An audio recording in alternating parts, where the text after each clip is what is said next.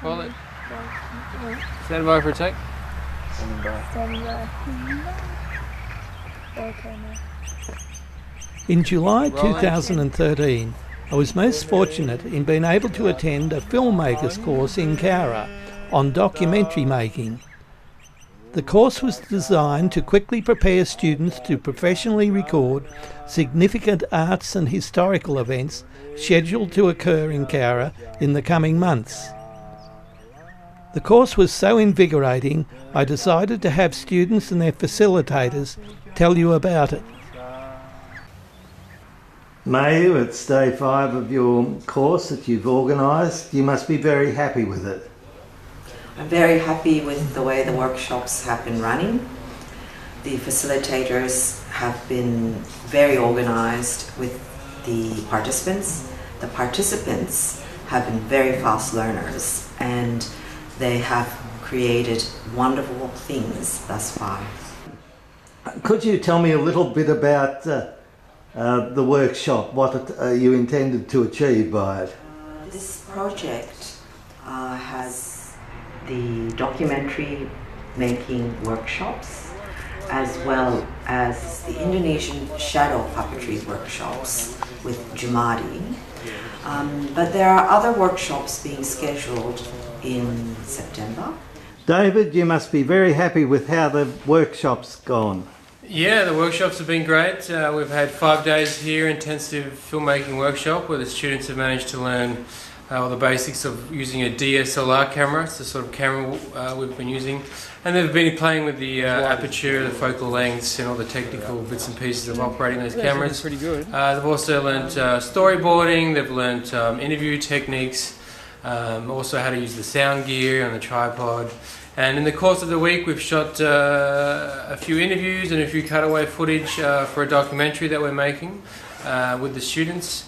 And we spent the last couple of days of the week editing that on Final Cut Pro on a Macintosh computer.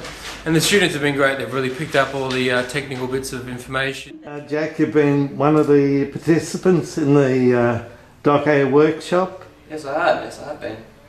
Have you enjoyed it? Oh, very much so. And what parts do you like the best?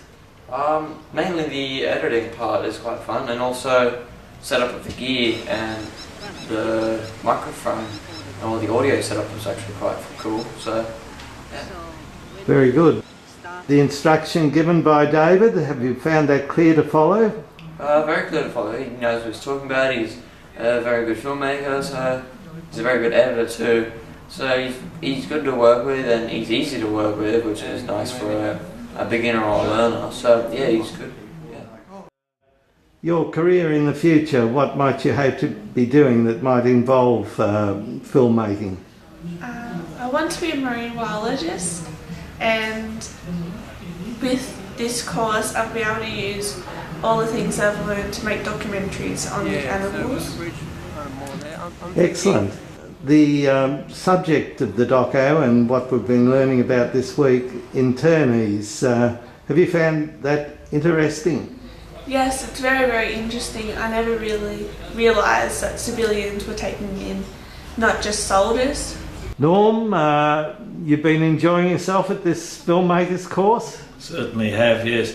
It's been really interesting and also enlightening to well, first of all, to see how the professional likes of David actually goes about his filmmaking, because that's something special, and to have someone of his calibre to be instructing us and giving us hints and showing us how to use this gear has been really good. The other thing that's been really good is the quality of the gear we've been using, because up until now my gear has always been fairly basic, and to see his stuff there and to be able to use that, it's been really good. Standing by for take. Standing by. Roll camera. On camera. Action. So tell us your name. I'm Bryson. What you been doing today? Today I've been drawing, cutting out and making shadow puppets for the shadow puppet workshop. And yeah, it's been very enjoyable.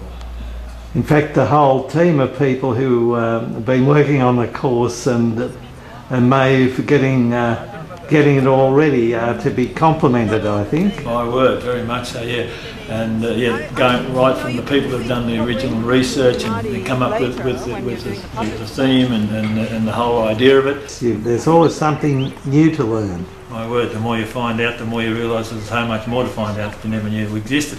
Yes, and even the story that's to be the subject for this doco was probably not that well known to any of us till Mayo brought it to our attention.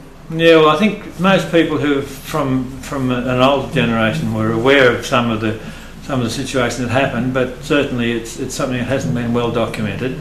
It seems that the actual POW situation has been a lot more documented and a lot more in people's minds, but the civilian internees and that sort of thing have been quite a bit more in the background and not had as much attention at all. Yes. And as this workshop sort of went through, we had a few of us older people starting to participate. How did you find the blending of young and old in the team?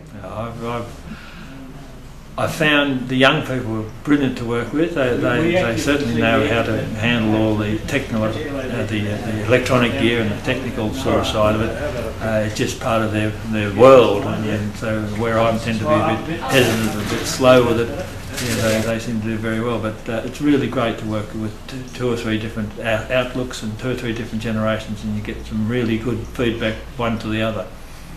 People haven't Look died very at this stage yet. confident, Talia, there. You understand this camera quite well, I believe. Yes, it's pretty easy. Yes.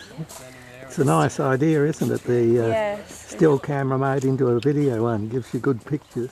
Using the newer cameras and having to concentrate on good pictures and sound, it's quite a challenge in the outdoors, isn't it? Yeah, with the aperture and the ISO and stuff like that, it's quite difficult, especially when you have like the changing sun and stuff like that. But I'm into the photography, so I'm quite used to it. So, and also like focusing and getting like focus pulls and stuff like that. Yes. I like doing that type of stuff. And the weather conditions or the different situations you get outdoors, we had a few varied situations. Could you tell me about those? On the first day of shooting, it was really overcast, so we had to adjust the aperture and ISO quite a fair bit. But then yesterday it was sunny and it stayed sunny for a while, so it was easy because we didn't have to change as much. And although we couldn't get into the POW camp, the weather turning on a fog gave us quite an interesting scene. The fog yesterday morning was really good to be able to use in our film because it just gave that eerie atmospheric tension to it, so it was good to have something like that, Cowra's fog, being put to good use. Excellent. And the team that Mayo brought, they were great to work with, weren't they? Yeah, yourself and David and Yuriko all being great. They've helped everyone out so much. They were willing to answer any questions that some of the people participating in the workshop had to ask, and they're always friendly and good for a chat. The depth of study these people have made into topics that are not that well known is commendable. Yeah, I never heard of Australian Japanese citizens being interned during World War II, so it was quite a shock to me because I've studied history for the past 5 years and I've never ever heard of anything like that. So it was quite interesting to hear and have, especially Yuriko, who is an academic in that field, who knows she knows a fair bit about it. So it was good if you had any questions to ask and she had the answer for it usually. At the cemetery, that session was particularly interesting, wasn't it? With Jumani also giving us a fill-in on the Indonesian grave sites. Yeah, not only was it Japanese and Australian citizens interned, it was also Indonesian Japanese, New Caledonian Japanese, and a couple of other countries surrounding Australia, and it was good to have someone like Jamari's point of view from the Indonesian side, and he knew a bit about it as well, so it was quite good to be able to see from different points of view. And he's quite a fun person as well as being skilled in the puppetry. Yeah, he's very young at heart, I'll say that. He's good for a laugh, and he we were sitting there filming, and he sat there and he's like, "Oh, I'm bored," and just like got up and started walking around, and I was like, "Oh." Have you enjoyed this course that David's been running? Yes, I have indeed. It's wonderful. I'm very pleased I've come along. Mainly I've learnt a lot about Final Cut Pro editing, which is something I really wanted to learn, the Apple system. And but the main thing is I've met new people, and that's in a little town like Cowra. It's lovely to meet genuine country people. I like working with youth, especially. I like picking up on their vibrancy and energy. You certainly can see that coming out with them. They were so keen all the time, and it's most exciting and rewarding, isn't it? It is very rewarding stuff. Yeah. And the students, I think, they get a lot out of it too. Not only in terms of upskilling and learning all these new bits of equipment, but also self-esteem, and they get programs to be involved with, which are great for their CV and great for their experience in life as well. And what I found most exciting was the way you handled the topic. Most people just say, "I'm going to teach you how to use a camera," but you have brought out the importance of research and storyboarding. That's right, and storytelling, and keeping an eye on the overall agenda, which is to get clips into a film that will be watchable and engaging for an audience. So really nurturing the storytelling process with them as well has been important. Janami, I have been most impressed with the work you've been doing, the puppetry. Tell me, have you been... Puppet man! Oh, you're carrying it all around, and you were telling me you were very satisfied with the students you had. We don't have many students, but they are really great students, and they don't live in town. They live like 30 kilometers away from here.